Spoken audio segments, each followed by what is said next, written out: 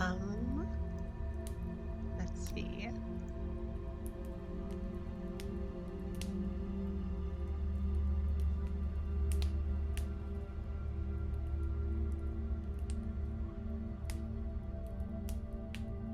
Okie dokie. I think we are just about ready to start to go. As I trip over my words.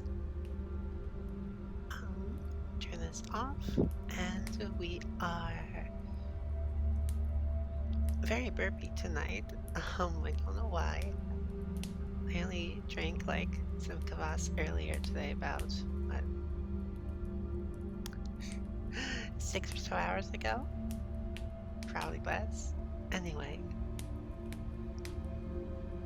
welcome to I think this is the 5th stream of Lord of the Rings, The Two Towers. I cannot guarantee that there'll be any large, loud noises or not during this stream, as I have made the warning beforehand, but if you were chilling out listening to this at some point and you suddenly hear this loud, obnoxious sound of heavy metal, it's not so obnoxious, it's actually pretty fun, and they spooked you out of a dream, then I am terribly sorry. But anyway, tonight rather, we are getting into reading Chapter 5, The White Rider. I'm pretty sure I know who this is going to be, but I won't spoil it for anybody who hasn't read the book or, God forbid, hasn't watched any of the movies. I can't imagine there's anybody over the age of 10 that hasn't watched any of the Lord of the Rings movies, but we shall see.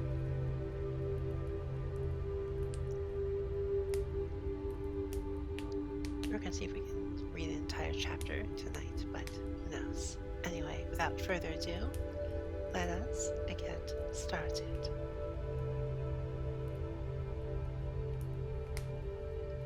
My very bones are chilled, said Gimli, flapping his arms and stamping his feet.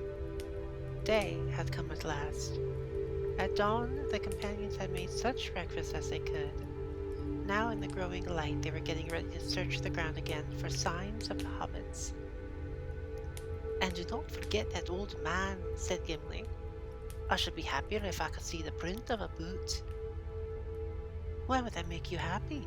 Said Legolas. Because an old man with feet that leave marks might be no more than he seemed, answered the dwarf. Maybe, said the elf, but a heavy boot might leave no print here. The grass is deep and springy. That would not baffle a ranger, said Gimli. A bent blade is enough for Aragorn to read, but I do not expect him to find any traces. It was an evil phantom of Saruman that we saw last night. I am sure of it. Even under the light of morning, his eyes are looking out on us from Fangorn even now. Maybe. It is likely enough, said Aragorn. Yet I am not sure. I am thinking of the horses. You said last night, Gimli, that they were scared away, but I did not think so. Did you hear them, Legolas? Did they sound to you like beasts in terror? No, said Legolas. I heard them clearly. But for the darkness and our own fear, I should have guessed that they were beasts wild with some sudden gladness. They spoke as horses will when they meet a friend that they have long missed. So I thought, said Aragorn, but I cannot read the riddle unless they return. Come, the light is growing fast. Let us look first and guess later. We should begin here, near to our own camping ground, searching carefully all about, and working up the slope towards the forest, to find the hobbits on our errand, whatever we may think of our visitor in the night. If they escaped by some chance, then they must have hidden in the trees, or they would have been seen. If we find nothing between here and the eaves of the wood, then we will will make a last search upon the battlefield and among the ashes. But there is little hope there. The horsemen of Rohan did their work too well. For some time the companions crawled and groped upon the ground. The tree stood mournfully above them, its dry leaves now hanging limp and rattling in the chill easterly wind. Aragorn moved slowly away.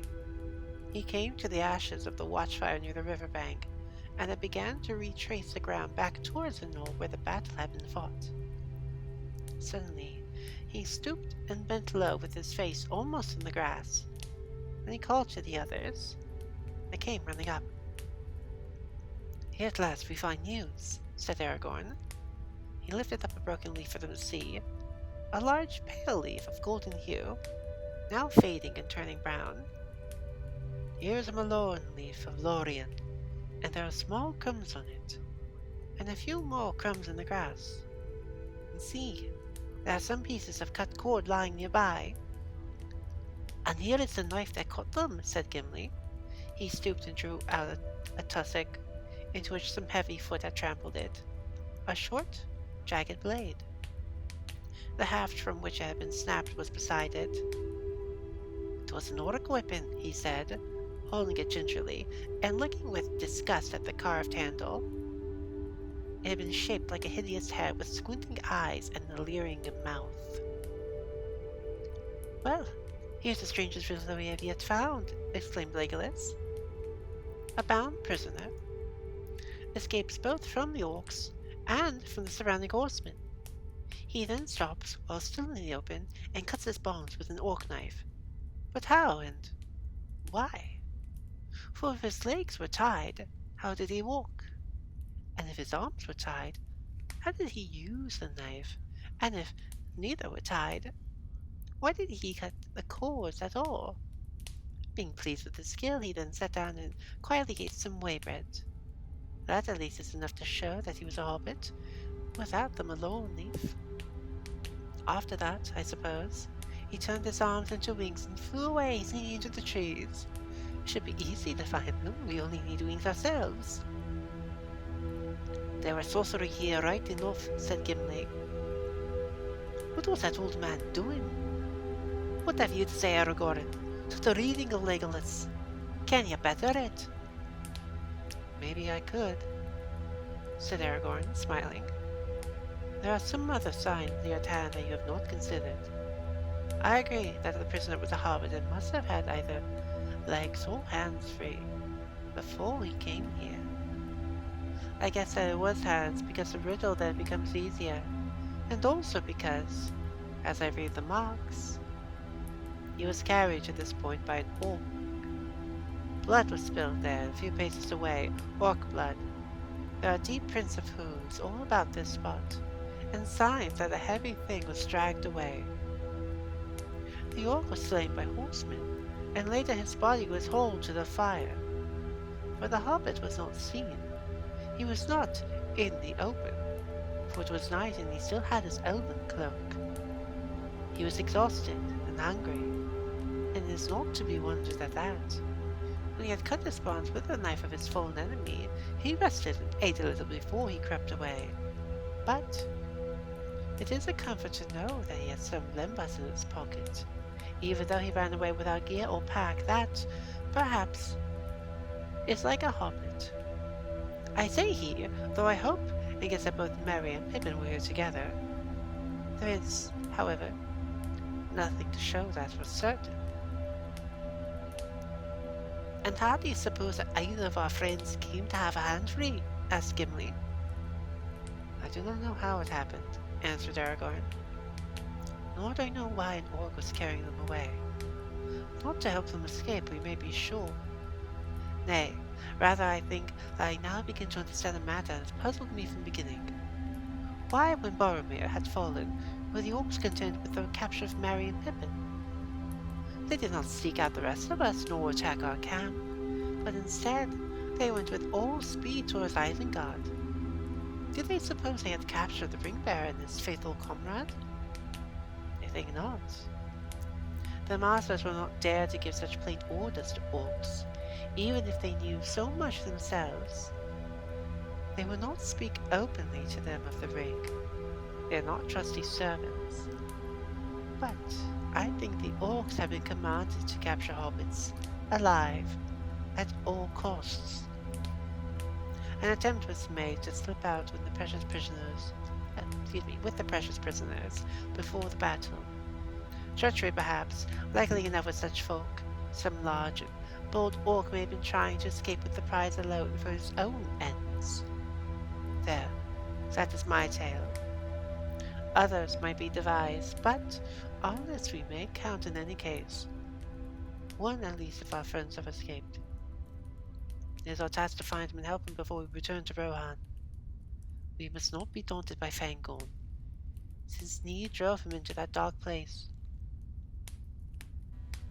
I do not know which daunts me more, Fangorn, or the thought of the long road through Rohan on foot, said Gimli. Then let us go to the forest, said Aragorn. It was not long before Aragorn found fresh signs. At one point, near the bank of the Entwash, he came upon footprints, hobbit prints, but too light for much to be made of them. Then again, beneath the bole of a great tree on the very edge of the wood, more prints were discovered. The earth was bare and dry, and did not reveal much. One hobbit at least stood here for a while and looked back, and then he turned away into the forest, said Aragorn.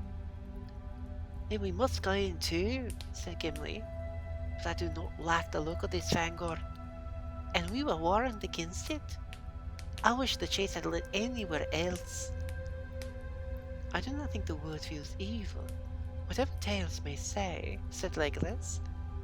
He stood under the eaves of the forest, stooping forward, as if he were listening and peering with wide eyes into the shadows. No, it is not evil, or what evil is in it is far away.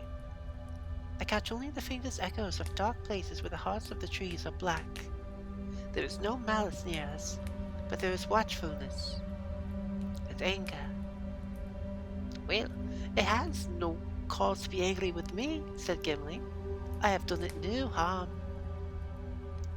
That is just as well, said Legolas. But nonetheless it has suffered harm. There is something happening inside, or going to happen. Do you not feel the tenseness? It takes my breath. I feel the air is stuffy, said the dwarf. This wood is lighter than Mirkwood, but it is musty and shabby. It is old, very old, said the elf. So old that almost I feel young again, as I've not felt since I journeyed with you children. It is old and full of memory. I could have been happy here if I had come in days of peace. I dare say you could, snorted Gimli. You are a wood elf anyway, though elves of any kind are strange folk. Yet you comfort me. Where you go, I will go.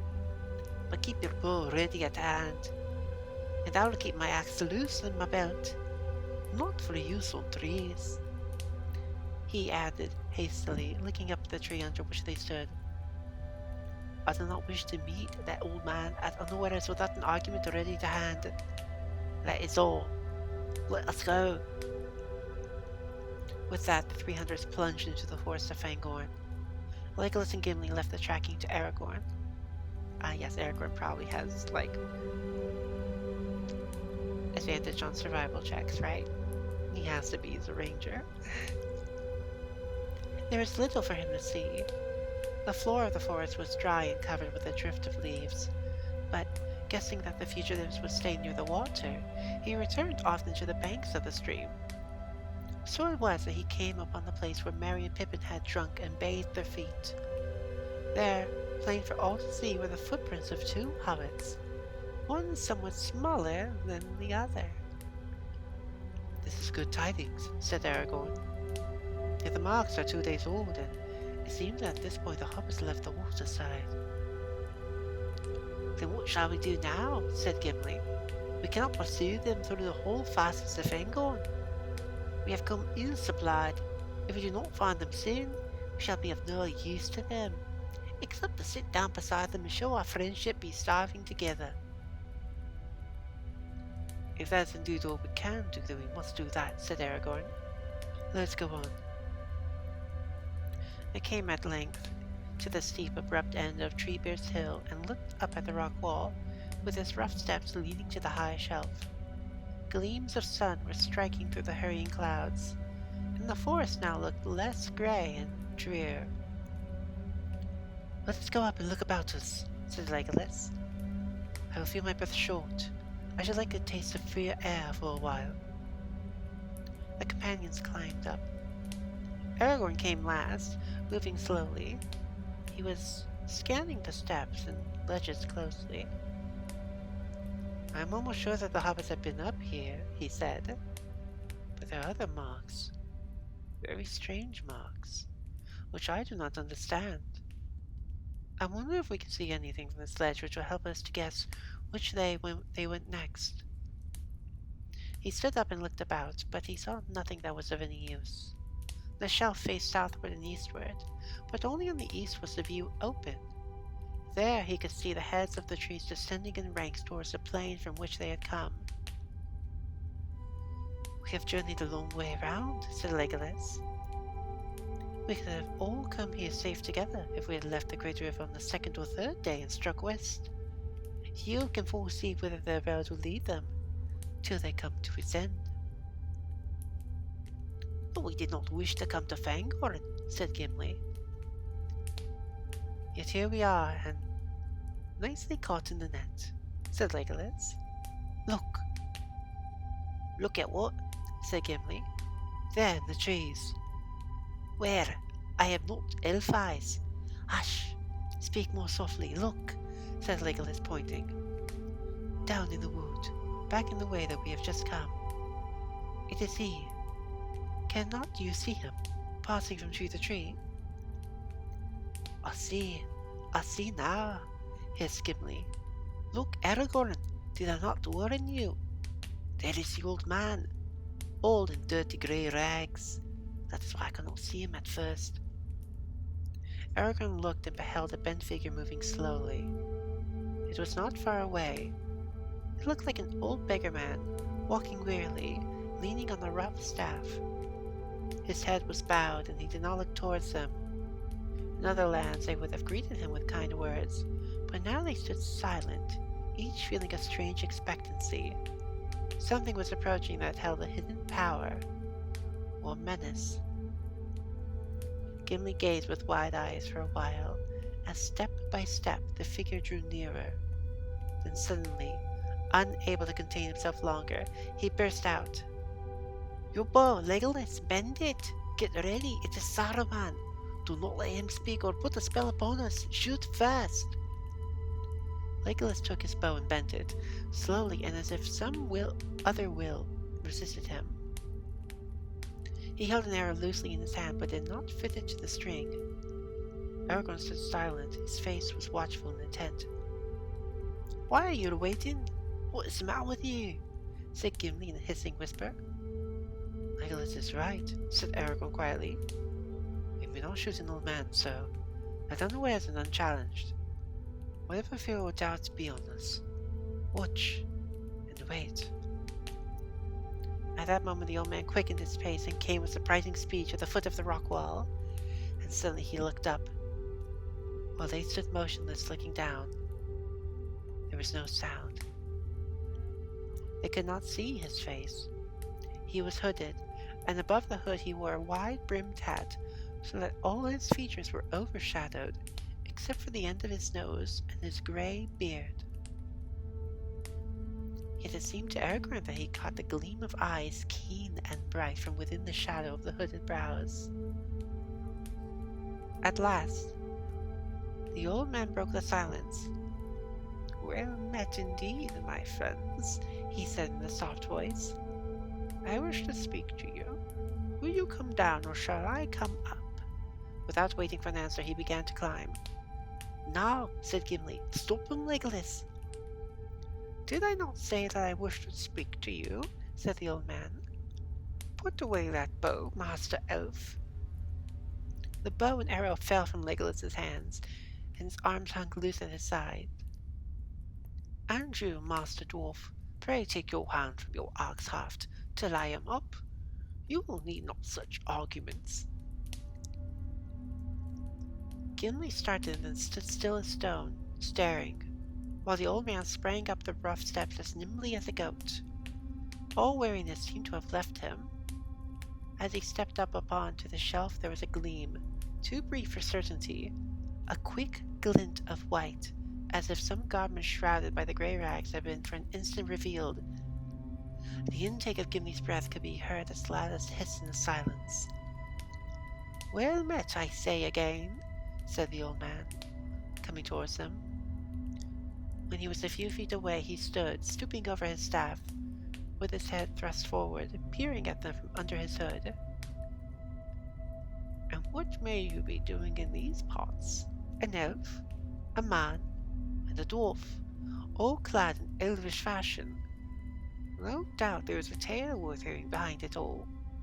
Such things are not often seen here." "You speak as one that knows Fangorn well," said Aragorn. "Is that so?" "Not well," said the old man. "That would be the study of many lives. But I come here now and again." "Might we know your name, and then hear what it is that you have to say to us?" said Aragorn. "The morning passes, and we have an errand that will not wait." "As for what I wish to say, I have said it. What may you be doing, and what tale can you tell of yourselves? As for my name," he broke off, laughing long and softly. Aragorn felt a shudder run through him at the sound, a strange, cold thrill. And yet it was not fear or terror that he felt. Rather, it was like the sudden bite of a keen air, or the slap of a cold rain that wakes an uneasy sleeper. "My name," said the old man again. "Have you not guessed it already? You have heard it before, I think. Yes, you have heard it before. But come now, what of your tale?" The three companions stood silent and made no answer. "There are some who begin to doubt whether your errand is fit to tell," said the old man. "Happily I know something of it. You are tracking the footsteps of two young hobbits, I believe. Yes, hobbits. Don't stare as if you had never heard of the strange name before. You have, and so have I. Well, they climbed up here the day before yesterday, and they met someone they did not expect." "Does that comfort you?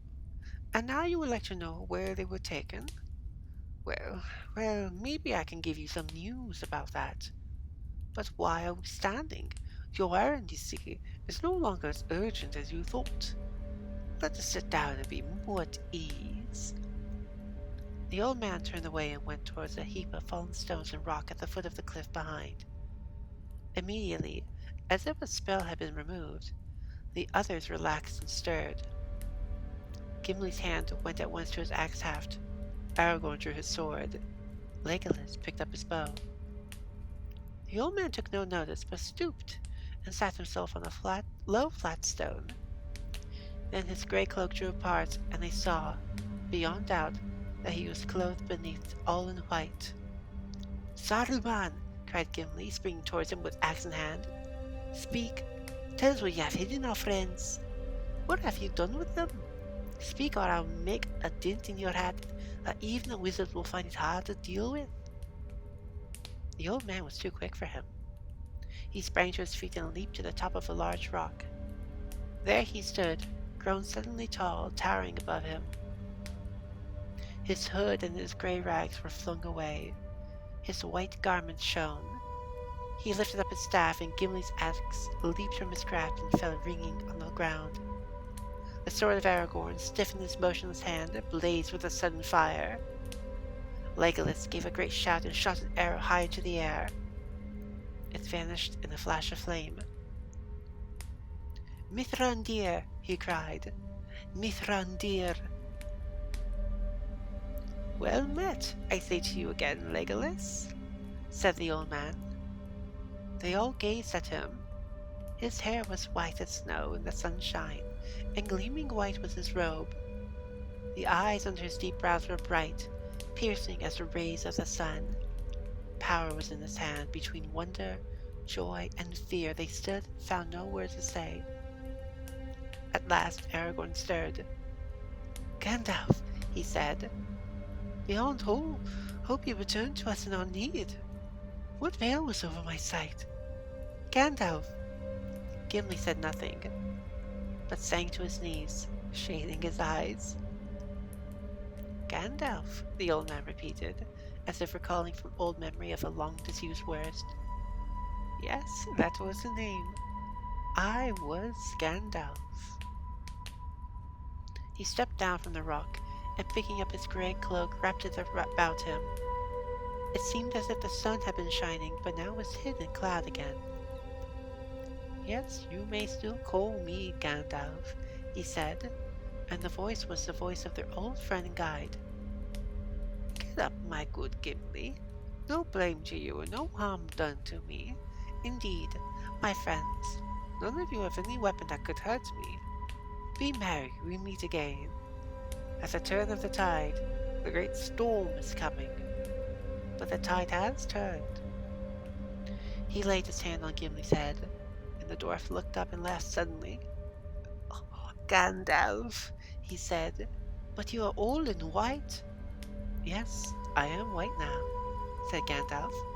"Indeed, I am Saruman, one might almost say." I don't know why it suddenly made him sound Irish. Saruman, as he should have been. "But come now, tell me of yourselves. I have passed through fire and deep water since we parted. I have forgotten much that I thought I knew, and learned again much that I have forgotten. I can see many things far off, but many things are close at hand I cannot see. Tell me of yourselves." Yeah, Berber, you can't just ask people why they're white. Gosh, Gimli, such a.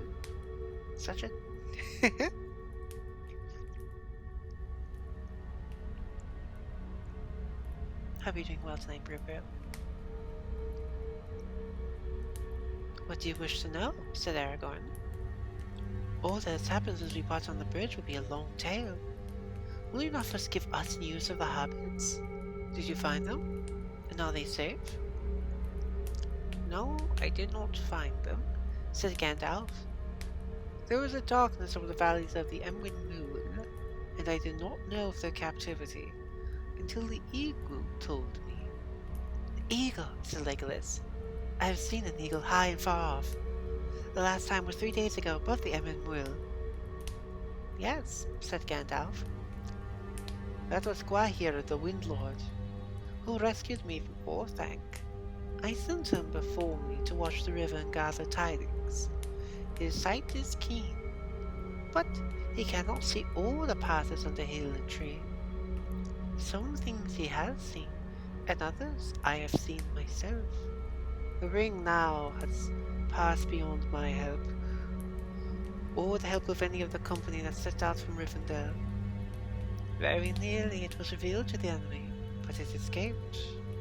I had some part in that, for I sat in a high place, and I strove with the Dark Tower and the Shadow Pass. Then I was weary, very weary, and I walked long in dark thought." "Then you knew about Frodo," said Gimli. "How do things go with him?" "I cannot say. He was saved from a great peril, but many lie before him still.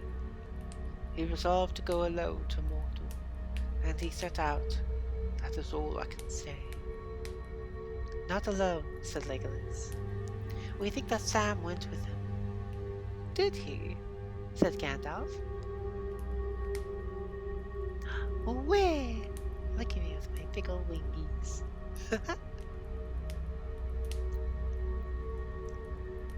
I'm doing pretty well. Let me finish this paragraph and then I'll go take some medicine real quick.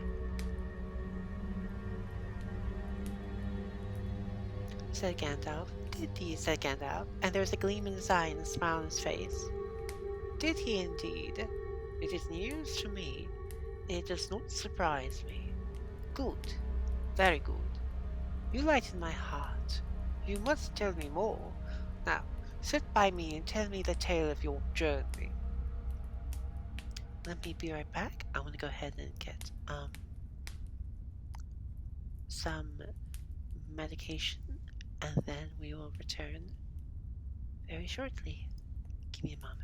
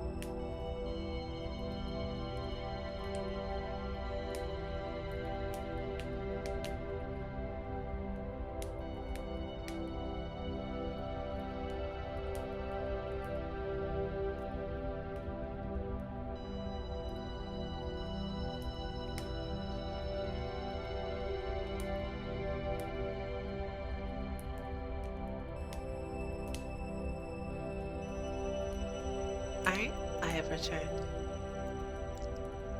Let's get back to it now. The companion sat on the ground at his feet, and Aragorn took up the tale. For a long while Gandalf said nothing, and he asked no questions. His hands were spread upon his knees, and his eyes were closed. At last, when Aragorn spoke of the death of Boromir, and of his last journey upon the great river, the old man sighed. You have not said all that you know or guess, Aragorn, my friend, he said quietly. Poor Boromir. I could not see what happened to him. It was a sore trial for such a man, a warrior and a lord of men. Galadriel told me. I don't know why I suddenly made Gandalf Russian.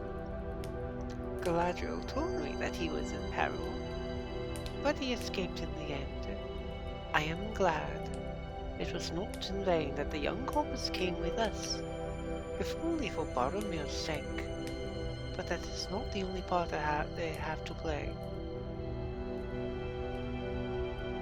They were brought to Fangorn, and their coming was like the falling of small stones that starts an avalanche in the mountains. Even as we talk here, I hear the first rumblings. Saruman had best not be caught away from home where the dam bursts. In one thing you have not changed, dear friend, said Aragorn. You still speak in riddles. What? In riddles? Said Gandalf. Oh, for I was talking aloud to myself. The habit of the old.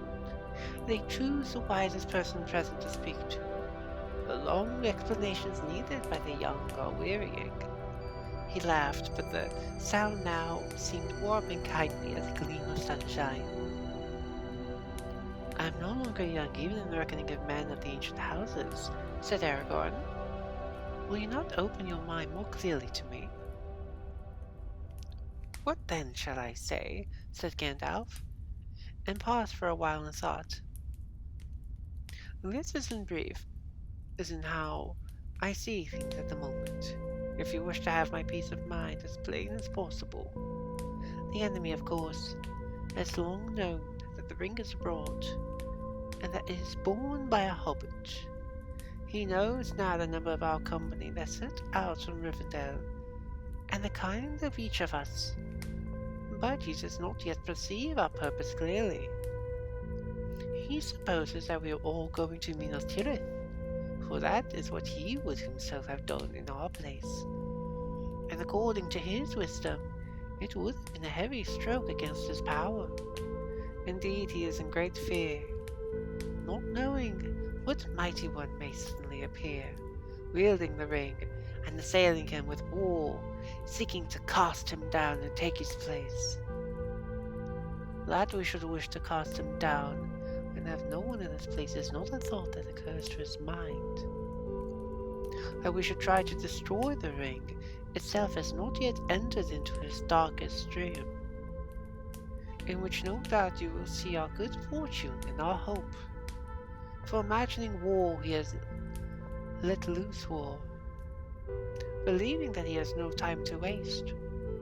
For he that strikes the first blow, if he strikes it hard enough, may need to strike no more. So, the forces that he had long been preparing he is now setting in motion, sooner than he intended. Wise fool! For if he had used all his power to guard Mordor, so that none could enter, and bent all his skill to the hunting of the ring, then indeed hope would have faded. Neither ring nor bearer could long have eluded him. But now his eye gazes abroad rather than near at home, and mostly he looks towards Minas Tirith. Very soon now his strength will fall upon it like a storm. For already he knows that the messengers that he sent to waylay the company have failed again. They have not found the ring. Neither have they brought away any hobbits as hostages. Had they done even so much as that, it would have been a heavy blow to us, and it might have been fatal. But let us not darken our hearts by imagining the trial of their gentle loyalty to the Dark Tower in the Dark Tower, for the enemy has failed so far, thanks to Saruman. Then is Saruman not a traitor? Then is not Saruman a traitor? There we go, said Gimli. Indeed, yes, said Gandalf, doubly. And it is not that strange. Nothing that we have endured of late has seemed so grievous as the treason of Isengard. Even reckon that the Lord and Captain of Saruman has grown very strong. He threatens the men of Rohan and draws off their help from Minas Tirith, even as the main blow is approaching from the east. Yet a treacherous weapon is ever a danger at the hand. Saruman also had a mind to capture the ring for himself, or at least to snare some hobbits for his evil purposes. So between them our enemies have contrived only to bring Merry and Pippin with marvellous speed, and in the nick of time to Fangorn, where otherwise they would never have come at all. Also, they have filled themselves with new doubts that disturb their plans. No tidings of the battle will come to Mordor, thanks to the horsemen of Rohan. But the Dark Lord knows that 2 hobbits were taken in the Emyn Muil and borne away towards Isengard against the will of his own servants. He now has Isengard to fear, as well as Minas Tirith. If Minas Tirith falls, it will go ill with Saruman. It is a pity that our friends lie in between, said Gimli. If no land divided Isengard and Mordor, then they could fight while we watched and waited. The victor would emerge stronger than either, and free from doubt, said Gandalf. But Isengard cannot fight Mordor, unless Saruman first obtains the ring, that he will never do now. He does not yet know his peril. There is much that he does not know. He was so eager to lay his hands on his prey that he could not wait at home. But he came forth to meet and to spy on his messengers. But he came too late for once, and the battle was over and beyond his help before he reached these parts. He did not remain here long. I look into his mind and I see his doubt. He has no woodcraft. He believes that the horsemen slew and burnt all upon the field of battle, but he does not know whether the orcs will bring any prisoners or not. And he does not know of the quarrel between the servants of the orcs of Mordor, nor does he know of the winged messenger. The winged messenger, cried Legolas. I shot at him with the bow of Galadriel above San Gibeah, and I filled them from the sky. He filled us all with fear. What new terror is this? One that you cannot slay with arrows, said Gandalf. You only slew his steed. It was a good deed, but the rider was soon hoarse again, for he was a Nazgul, one of the 9, who ride now upon winged steeds.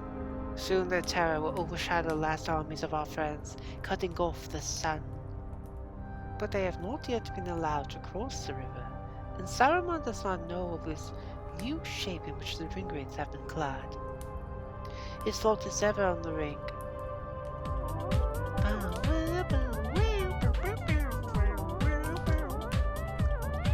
There we go. Diesel Shot, thank you very much for the raid, I greatly appreciate it. How was your stream? What were you up to? Guys, you should give Diesel Shot a checking out, a look. I forget the word. Definitely check them out, they're super cool, they do some TTRPG content. And all in all, a generally cool person. A looky loo, yes, a looky loo, please. Give Diesel Shot a looky loo. If you don't know me, I'm Wanwan. I do art, play games, and do art for games, and tonight we are doing none of that, and instead reading The Lord of the Rings: The Two Towers. We are currently more than halfway done through Chapter 5, The White Rider, in which we find that Gandalf has returned. And this is clearly another chapter in which Gandalf talks for the entire freaking time. It's been a long time since that's happened. But, you know, times are changing.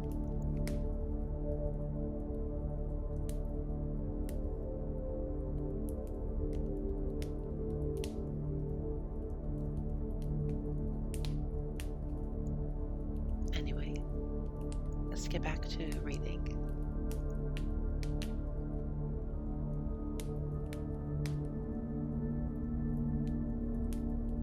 Was it found?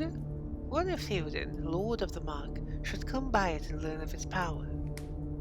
That is the danger that he sees, and he has fled back to Isengard to double and treble his assault on Rohan. And all the time there is another danger, close at hand, which he does not see, busy with his fiery thoughts. He has forgotten Treebeard. Now you speak to yourself again, said Aragorn with a smile.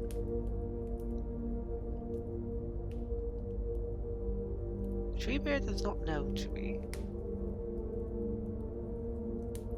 and I have guessed part of Saruman's double treachery. Yet I do not see in what way the coming of 2 hobbits to Wanwan serves, save to give us a long and fruitless chase. Wait a minute, cried Gimli. There is another thing that I should like to know first. Was it you, Gandalf, or Saruman that we saw last night? You certainly did not see me, answered Gandalf. Therefore I must guess that you saw Saruman. Evidently we look so much alike that your desire to make an incurable dent in my hat must be excused. Good, good, said Gimli. I am glad that it was not you. Gandalf laughed again. Yes, my good dwarf, he said. It is a comfort not to be mistaken at all points. Do I not know it only too well, that, of course, I never blamed you for your welcome of me? How could I do so, who have so often counseled my friends to suspect even their own hands when dealing with the enemy? Bless you, Gimli, son of glory. Maybe you will see us both together one day and judge between us. But the hobbits? Legolas broke in. You have come far to seek them, and you seem to know where they are. Where are they now? With Treebeard and the Ents, said Gandalf. The Ents, exclaimed Aragorn. Then there is truth in the old legends about the dwellers in the deep forest and the giant shepherds of the trees. Are there still Ents in the world? I thought they were only a memory of ancient days, if indeed they were ever more than the legend of Rohan. A legend of Rohan, cried Legolas. Nay, every elfin wilderness has sung songs of the old Onodrim and their long sorrow. Yet even among us, they are only a memory. If I were to meet one still walking in this world, then indeed I should feel young again. But Treebeard, that is only a rendering of Fangorn into the common speech. Yet you seem to speak of a person. Who is this Treebeard? Ah, now you are asking much, said Gandalf. The little that I know of his long, slow story would make a tale for which we have no time now. Treebeard is Fangorn, the guardian of the forest. He is the oldest of the Ents, the oldest living thing that still walks beneath the sun upon this middle earth. I hope indeed, Legolas, that you may yet meet him. Merry and Pippin have been fortunate. They met him here, even where we sit. For he came here 2 days ago, and bore them away to his dwelling far off by the roots of the mountains. He often comes here, especially when his mind is uneasy, and rumors of the world outside trouble him. I saw him 4 days ago, striding among the trees, and I think he saw me, for he paused. But I did not speak, for I was heavy with thought, and weary after my struggle with the eye of the Mordor. And he did not speak either, nor call my name. Perhaps he also thought you were Saruman, said Gimli. But you speak of him as if he were a friend. I thought Fangorn was dangerous. Dangerous, cried Gandalf. And so am I, very dangerous, more dangerous than anything you will ever meet unless you are brought alive before the seat of the Dark Lord. And Aragorn is dangerous, and Legolas is dangerous. You are beset with dangers, Gimli, son of Gloin, for you are dangerous yourself in your own fashion. Gandalf's being kind of sassy tonight, jeez. Certainly the force of Fangorn is perilous, not least to those who are too ready with their axes, and Fangorn himself, he is perilous too. Yet he is wise and kindly nonetheless. But now his long, slow wrath is brimming over, and all the forest is filled with it. The coming of the hobbits and the tidings that they brought have spilled it. It will soon be running like a flood. But its tide has turned against Saruman and the axes of Isengard. A thing is about to happen which has not happened since the older days. The Ents are going to wake up and find that they are strong. What will they do? Asked Legolas in astonishment. I do not know, said Gandalf. I do not think they know themselves. I wonder. He fell silent, his head bowed in thought. The others looked at him. A gleam of sun through fleeting clouds fell on his hands, which lay now upturned on his lap. They seemed to be filled with light as a cup is with water. At last he looked up and gazed straight at the sun. God, what a baller move, dude. The morning is wearing away, he said. Soon we must go. Do we go to find our friends and to see Treebeard? Asked Aragorn. No, said Gandalf. That is not the road that you must take. I have spoken words of hope, but only of hope. Hope is not victory. War is upon us and all our friends. A war in which only the use of the ring could give us surety of victory. It fills me with great sorrow and great fear, for much shall be destroyed and all may be lost. I am Gandalf, Gandalf the White, but black is mightier still. He rose and gazed out eastward, shading his eyes, as if he saw things far away that none of them could see. Then he shook his head. No, he said in a soft voice. It has gone beyond our reach. Of that at least let us be glad. We can no longer be tempted to use the ring. We must go down to face a peril near despair. Yet that deadly peril is removed. He turned. Come, Aragorn, son of Arathorn, he said. Do not regret your choice in the valley of the Emyn Muil, nor call it a vain pursuit. chose amid doubts the path that seemed right. The choice was just, and it has been rewarded. For so we may have met in time, who otherwise might have met too late. But the quest of your companions is over. Your next journey is marked by your given word. You must go to Edoras and seek out Theoden in his hall, for you are needed.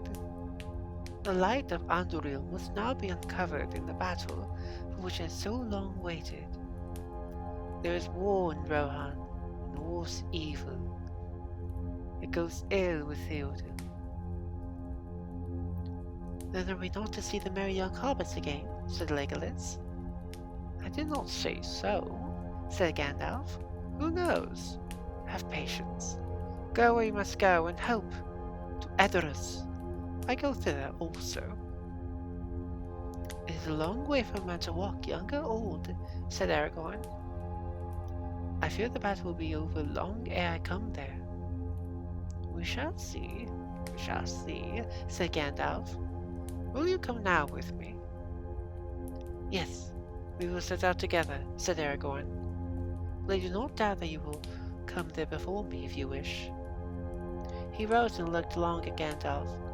The others gazed at them in silence as they stood there facing one another.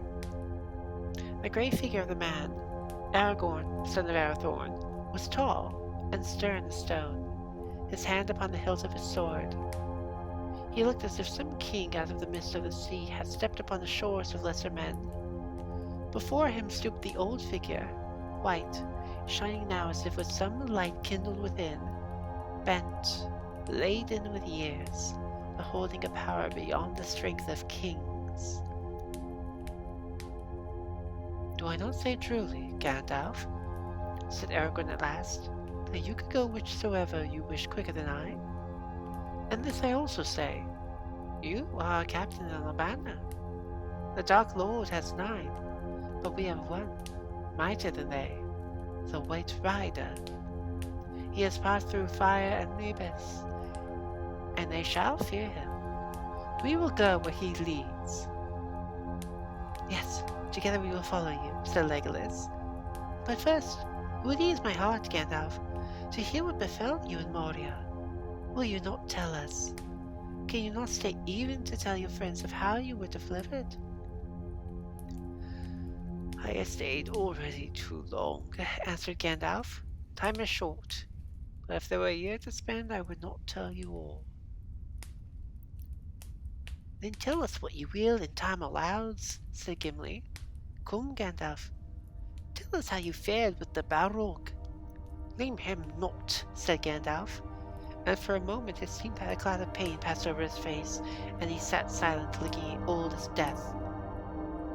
Long time I fell, he said at last, slowly, as if thinking back with difficulty.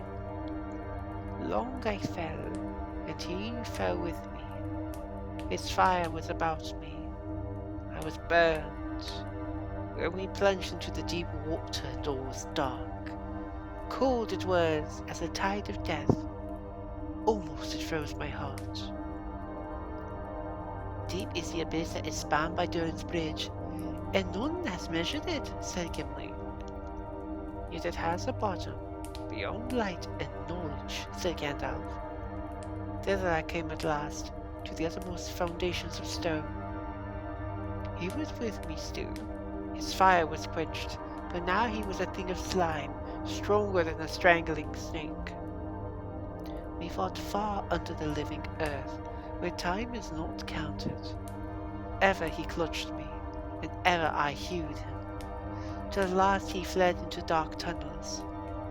They were not made by Durin's folk, Gimli, son of Gloin.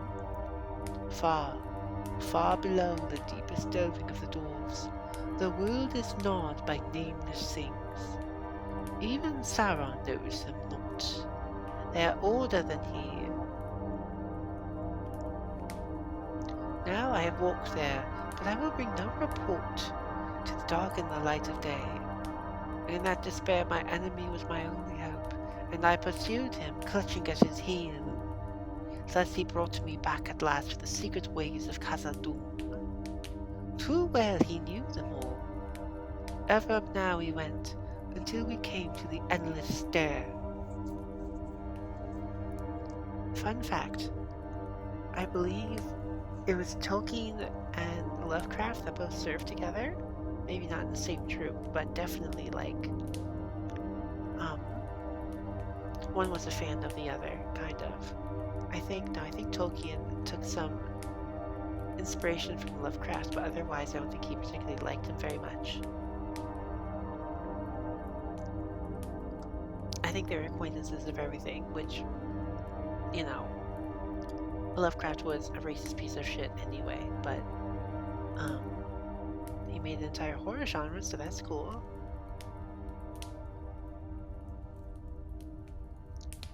Long has that been lost, said Gimli. Many have said that it was never made, save in legend, but others say that it was destroyed.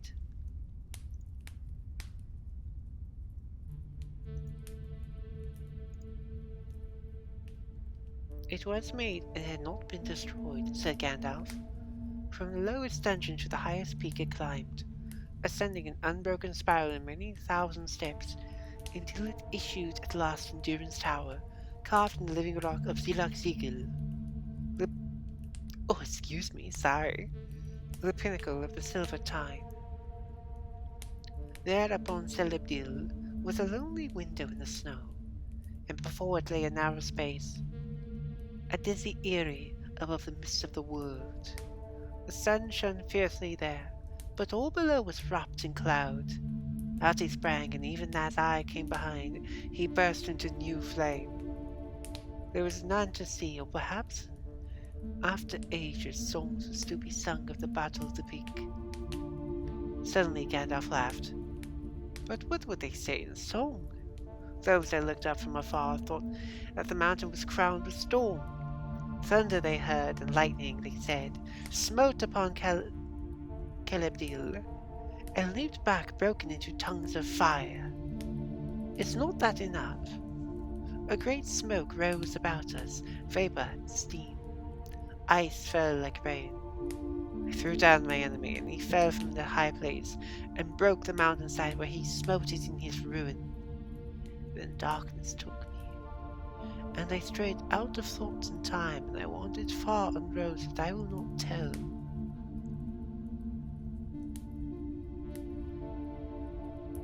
Was it C.S. Lewis that Lovecraft would...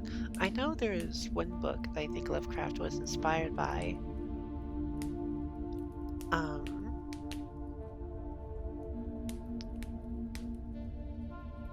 I think gave him the inspiration for A Shadow over Innsmouth, I want to say. I forget, but I think they're all around the same time period. All those old nerdy white dudes, you know? Naked I was sent back for a brief time until my task is done, and naked I lay upon the mountain top. The tower behind was crumpled into dust, the window gone. That's you someday, naked. The ruined stair was choked with burned and broken stone. I was alone, forgotten, without escape, upon the hard horn of the world. There I lay staring upward, while the stars wheeled over, and each day was as long as the life age of the earth. The springing and the dying, the song and the weeping, and the slow, everlasting groan of overburdened stone. Oh, okay. And so at last, Gwahir the Windlord found me again, and he took me up and bore me away. Ever am I fated to be your burden, friend at need, I said. A burden you have been, he answered, but not so now. Light as a swan's feather in my claw you are. The sun shines through you. Indeed, I do not think you need me any more. Were I to let you fall, you would float upon the wind. Do not let me fall, I gasped, for I felt life in me again. Bear me to Lothlorien. That indeed is the command of the Lady Galadriel, who sent me to look for you, he answered.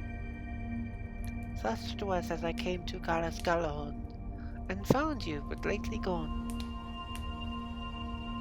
Oh, and male. Yeah, of course, you'd be an old white male nerdy dude. And found you but lately gone. I tarried there in the ageless time of that land where days bring healing, not decay. Healing I found, and I was clothed in white. Counsel I gave, and counsel took. Thence by strange roads I came, and messages I bring to some of you. To Aragorn I was bidden to say this.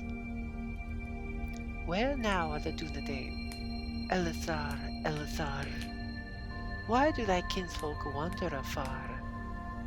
Near is the hour when the lost should come forth, and the grey company rise from the north. But dark is the path appointed for thee. The dead watch the road that leads to the sea. To Legolas she sent this word. Legolas Greenleaf, long in the tree, enjoy thou hast lived, beware of the sea. If thou hearest the cry of the ghoul on the shore, thy heart shall then rest in the forest no more. Gandalf fell silent and shut his eyes. Then she sent me no message, said Gimli, and bent his head. Dark are her words, said Legolas, and little do they mean to those who have received them. That is no comfort, said Gimli. What then, said Legolas? Would you have her speak openly to you of your death? Yes, if she had naught else to say. What is that? Said Gandalf, opening his eyes. Yes, I think I can guess what her words may mean. Your pardon, Gimli. I was pondering the messages once again. But indeed she sent words to you, and neither dark nor sad. To Gimli, son of Gloin, she said, give his lady's greeting. Lock-bearer, wherever thou goest, my thought goes with thee. But have a care to lay thine axe to the right tree. Oh, in happy hour you have returned to us, Gandalf, cried the dwarf, capering as he sang loudly in the strange dwarf tongue. Come, come, he shouted, swinging his axe. Since Gandalf's head is now sacred, let us find one that is right to cleave. That will not be far to seek, said Gandalf, rising from his seat. Come, we have spent all that time that is allowed to a meeting of parted friends. Now there is need of haste. He wrapped himself again in his old tattered cloak and led the way. Following him, they descended quickly from the high shelf and made their way back through the forest, down the bank of the Entwash. They spoke no more words until they stood again upon the grass beyond the eaves of Fangorn. There was no sign of their horses to be seen. They have not returned, said Legolas. It will be a weary walk. I shall not walk. Time presses, said Gandalf. Then, lifting up his head, he gave a long whistle. So clear and piercing was the note that the others stood amazed to hear such a sound come from those old bearded lips. 3 times he whistled, and then faint and far off it seemed to them that they heard the whinny of a horse borne up from the plains upon the eastern wind. They waited, wondering. Before long there came the sound of hoofs, at first hardly more than a tremor of the ground, perceptible only to Aragorn as he lay upon the grass, then growing steadily louder and clearer to a quick beat. There was more than one horse coming, said Aragorn. Ah, oh my god, excuse me, hold on, someone's firing off fireworks.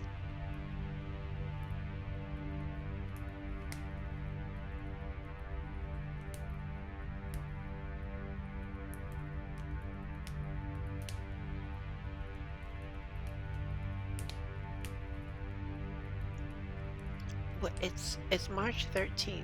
Why? Can you guys hear the fireworks in the background? What holiday is coming up? There's no holiday coming up. Why? Other than St. Patrick's Day, but like, it's not until Friday. Come on. It's 5 after 10 and you're shooting off fireworks now? Really? That's silly. Silly and obnoxious. Anyway.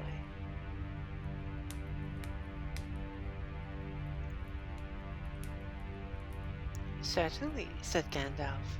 We are too great a burden for one. There are 3, said Legolas, gazing out over the plain. See how they run. There is Hasufel, and there is my friend Arod beside him. But there is another that strides ahead. A very great horse. I have not seen his like before. Nor will you again, said Gandalf. That is Shadowfax. He is the chief of the Meras, lords of horses, and not even Theoden, king of Rohan, has ever looked on a better. Does he not shine like silver and run as smoothly as a swift stream? He has come for me, the horse of the White Rider. We are going to battle together. Even as the old wizard spoke, the great horse came striding up the slope towards them. His coat was glistening and his mane flowing in the wind of his speed. The 2 others followed, now far behind. As soon as Shadowfax saw Gandalf, he checked his pace and whinnied loudly. Then, trotting gently forward, he stooped his proud head and nuzzled his great nostrils against the old man's neck. Gandalf caressed him. It is a long way from Rivendell, my friend, he said, but you are wise and swift and come at need. Far let us ride now together, and part not in this world again. Soon the other horses came up and stood quietly by, as if awaiting orders. We go at once to Medusuled. Medusled? Wait. Meduseld. I think that's how it's pronounced. We go at once to Meduseld, the hall of your master Theoden, said Gandalf, addressing them gravely. They bowed their heads. Time presses, so with your leave, my friends, we will ride. We beg you to use all the speed you can. Hasufel shall bear Aragorn, and Arod Legolas. I will set Gimli before me, and by his leave Shadowfax shall bear us both. We will wait now only to drink a while. Now I understand the part of last night's riddle, said Legolas as he sprang lightly upon Arod's back. Whether they fled at first in fear or not, our horses met Shadowfax, the chieftain, and greeted him with joy. Did you know that he was at hand, Gandalf? Yes, I knew, said the wizard.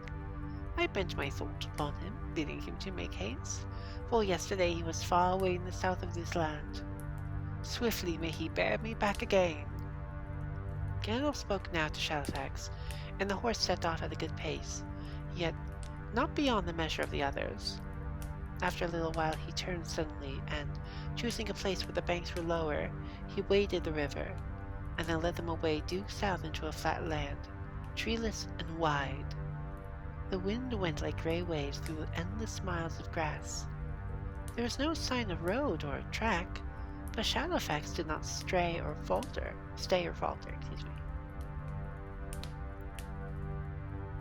He is steering a straight course now for the halls of Theoden under the slopes of the White Mountains, said Gandalf. It will be quicker so. The ground is firmer in the easternment, where the chief northward track lies. Cross the river, but Shadowfax knows the way through every fen and hollow. For many hours they rode on through the meads and riverlands. Often the grass was so high that it reached above the knees of the riders, and their steam seemed to be swimming in the grey-green sea. Oh, that's such a cool picture. They came upon many hidden pools, and broad acres of sedge waving about wet and treacherous bogs.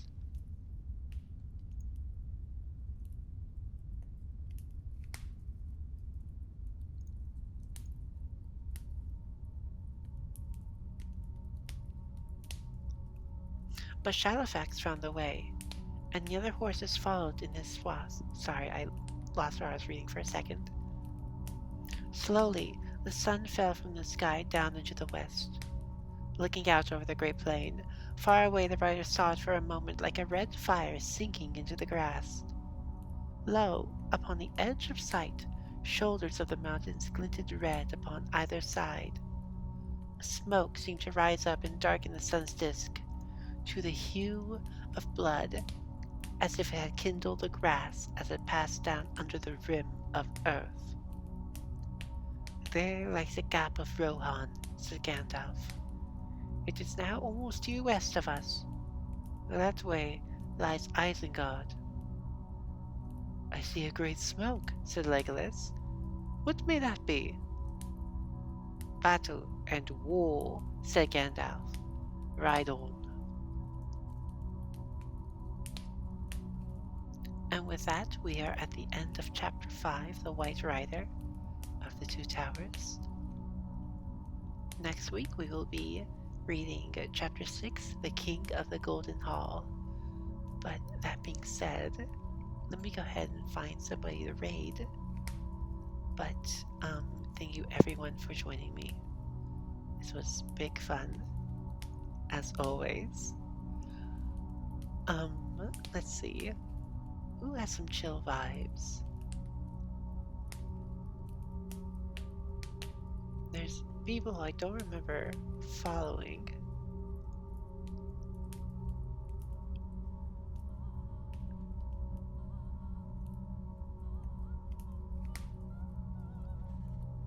I don't know who this person is, but we're gonna go ahead and raid them. We're gonna raid Labyrinthine, who is currently playing Left 4 Dead 2. Yay! But thank you everyone for joining me. I have big fun as always. Make sure to be kind to each other, stay safe, drink lots of water, some exercise. And I will see you guys most likely perhaps tomorrow evening. I'm not sure. But we'll be doing more art soon. Anyway, thank you so much for joining me. This is the raid message. Go ahead and copy paste it or not, just spam some love in their chat. And I will see you guys later. Bye-bye.